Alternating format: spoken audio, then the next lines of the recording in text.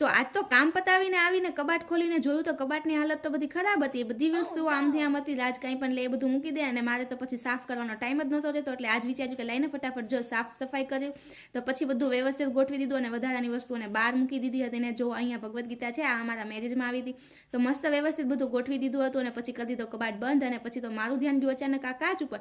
જોયું તો કેટલો બધો ગંદો થઈ ગયો હતો કારણ કે સાફ કરવાનો કંઈ ટાઈમ જ નહોતો રહેતો. પછી તો વિચાર્યું લઈને ફટાફટ સાફ સફાઈ કરું અને પછી તો કોટનનું કપડું લઈને મસ્ત સાફ કર્યો. ને કોઈ બીજો ઉપાય હોય તો મને કમેન્ટ કરજો, ભૂલતા નહીં. પછી તો જો આ શૂઝ 2 દિવસ પહેલા ધોયા હતા એટલે લેસ બાંધવાની બાકી હતી એટલે પછી હું લેસ બાંધવા બેગી, નહીં તો શૂઝની હાલત પાછી હતી એવી ને એવી થઈ જાય.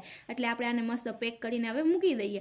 તો પછી એ કર્યું ત્યાં તો રાતનો કોલ આવ્યો કે ભાઈ મને ભૂખ લાગી છે, હું નાસ્તો બનાવી રાખજે, હું આવું ત્યાં સુધીમાં. તો મેં કીધું કે શું નાસ્તો બનાવું? પછી યાદ આવ્યું કે લાઈને ભેળ બનાવી દો કારણ કે રાજને તો બહુ ભાવે.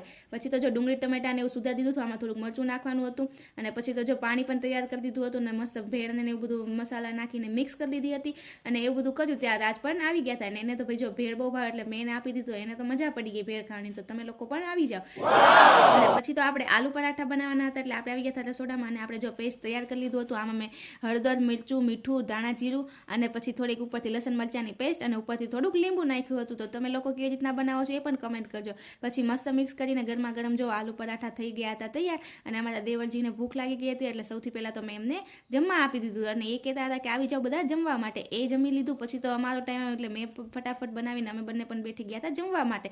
તો આજનો મારો મિની વિલોગ કેવો લાગ્યો એ કમેન્ટ કરી દેજો. ન હોય તો ચેનલને લાઈક, સબસ્ક્રાઇબ એન્ડ શેર કરવા ના ભૂલતા. રાધે રાધે ગાઈસ.